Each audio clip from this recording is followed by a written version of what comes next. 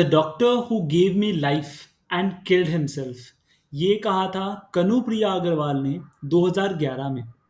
कनुप्रिया अग्रवाल भारत की पहली test tube baby है। दुनिया में जो पहली टेस्ट ट्यूब बेबी हुई थी जिसका नाम था लुइस ब्राउन, उसके सिर्फ 67 डेज के बाद ही कनुप्रिया अग्रवाल का जन्म हुआ था।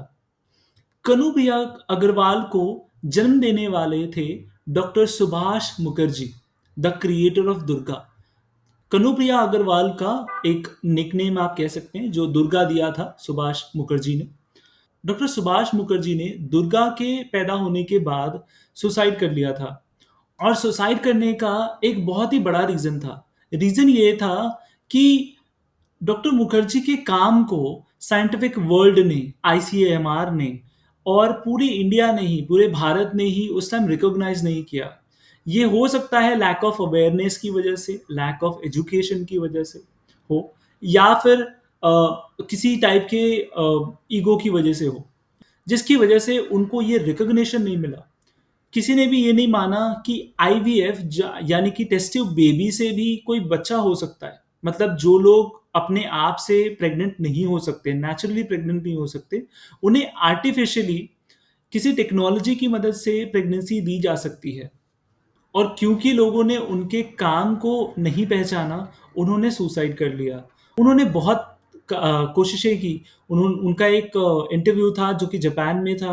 उनके कुछ इंटरव्यू लंदन में भी प्रोग्राम थे।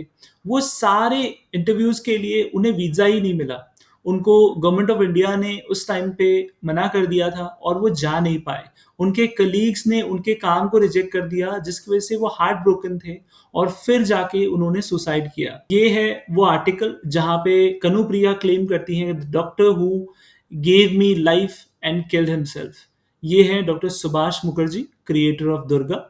ये है दुर्गा, या फिर कहें कनुप्रिया अग्रवाल। और ये हैं doctor Sunit Mukherjee, the embryologist, जिन्होंने बेबी को बनाया। अगर आप वर्ल्ड हिस्ट्री देखें तो वर्ल्ड में जॉन हंटर ने सबसे पहले शुरू किया था ये, लेकिन जो डिलीवरी थी, पहला बेबी था, वो डॉक्टर रॉबर्ट एडवर्ड्स और पैट्रिक की वजह से हुआ था, जिनको नोबेल प्राइज मिला था बाद में जा करके, ऑलमोस्ट 11 साल बाद। लेकिन वहीं डॉक्टर सुभाष की जब बात करें तो उनको सुसाइड करना पड़ा, क्योंकि इनको तो उनके काम के रिकॉग्निशन मिली, उनके काम को लोगों ने सराहा, लेकिन डॉक्टर सुभाष को रिजेक्ट कर दिया गया। कनुप्रिया ने 2011 में ये अपनी एक टेस्टिमनी दी जिसमें उन्होंने बताया कि डॉक्टर सुभाष मुखर्जी ने उनके लिए क्या किया।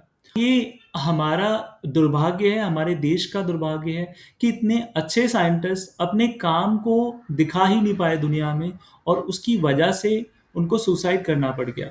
देखिए, ये लैक ऑफ अवेयरनेस भी है। लोगों को पता ही नहीं है, लोग एजुकेटेड नहीं है आईवीएफ के बारे में। आज भी कई ऐसे स्टेट्स हैं जहाँ पे लोग ये बताना नहीं चाहते कि उनका बच्चा जो हुआ है वो आईवीएफ से हुआ है, क्योंकि उनमें उन्हें एक शर्म आती है।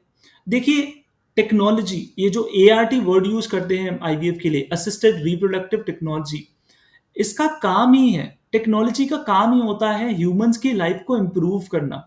और अगर टेक्नोलॉजी आपकी लाइफ को इम्प्रूव करने में हेल्प कर रही है तो उसे क्लेम करने में कोई शर्म की बात नहीं है। ये इनफैक्ट बहुत अच्छी बात है। आप प्रोग्रेसिव हैं, आप इस चीज़ को एक्सेप्ट करते हैं कि एक टेक्नोलॉजी ने आपको प्रेग्नेंट होने में हेल्प की। तो मेरा यही मानना है कि आपको खुल के ये बोलना चाहिए कि कैसे आप आईवीएफ के थ्रू प्रेगनेंसी ले रहे हैं, क्योंकि जो इंसान इस प्रेगनेंसी के पीछे काम करता है वो बस ये चाहते हैं कि आपकी प्रेगनेंसी दिलाने के लिए जो उन लोगों ने मेहनत की उसका थोड़ा सा नाम उन्हें भी मिले। बस यही उन्हें चाहिए। सो फ्रेंड्स, मिलते हैं नेक्स्ट वीडियो में। Thank you so much.